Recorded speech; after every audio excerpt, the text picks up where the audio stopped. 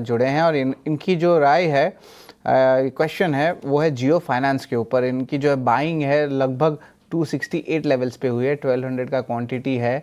तो ऑफकोर्स यहाँ पे थोड़ी सी लॉस पे है, ऑलमोस्ट आप कह सकते हैं कि ऑलमोस्ट 8 से 10% का लॉस पे जो है चल रहा है इनका एक्विजिशन पे। लेकिन लक्ष्मीकांत जी, जियो फाइनेंस के टेक्निकल लेवल्स अभी क्या लग रहे हैं, ज़रा बताएं। जी, वीकली और मंथली के चार्ट्स पर यहाँ पर लोअर टॉप लोअर बॉटम बनते हुए नजर आ रहे हैं और अभी भी सेलिंग रुकने का नाम नहीं ले रहा है जियो फाइनेंस में। तो मुझे लगता है कि आने वाले समय में भी सेलिंग प्रेशर बना रहेगा जब तक ये स्टॉक 255 के नीचे सस्टेन करता है। और यहाँ पर अगर ये स्टॉक 210 के नीचे अगर फिसलता है तो हमें फर्दर सेलिंग प्रेशर देखने को मिल सकता है जियो फाइनेंस में।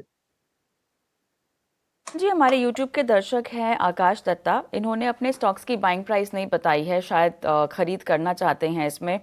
पावरग्रिड, गेल और इरकॉन में ये चाहते हैं कि आप बताएं पोजीशन फिलहाल बनाने का समय है या नहीं। इनका पहला स्टॉक क्या है, आपने गेल बोला है?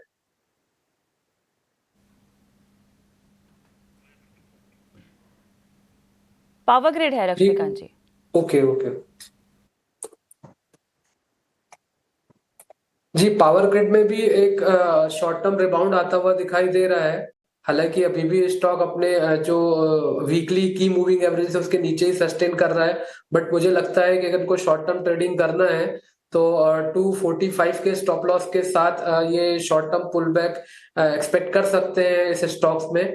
और जो फ्रेश बाइंग मोमेंटम है, मुझे लगता है कि जब ये स्टॉक 265 के ऊपर सस्टेन होता है तो वहां से एक रिकवरी मूव हम देख सकते हैं आने वाले समय में, जो इस स्टॉक को पुश कर सकता है 276 280 के लेवल्स पर। तो 245 के स्टॉप लॉस के साथ एक बाइंग मोमेंटम आता हुआ दिखाई दे रहा है पावर ग्रिड में।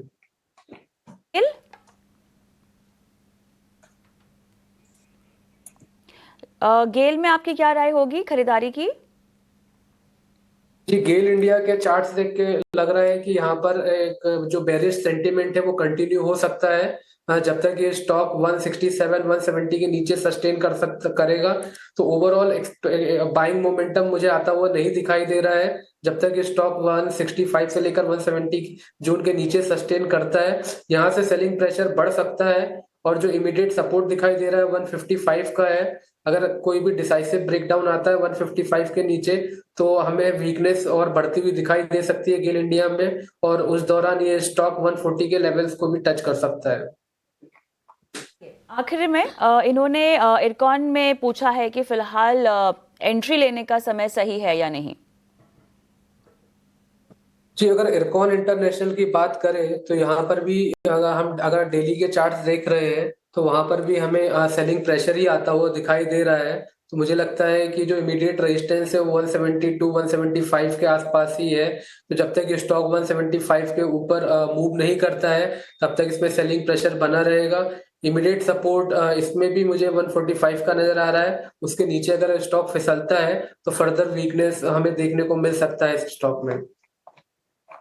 ये है राय इरकॉन इंटरनेशनल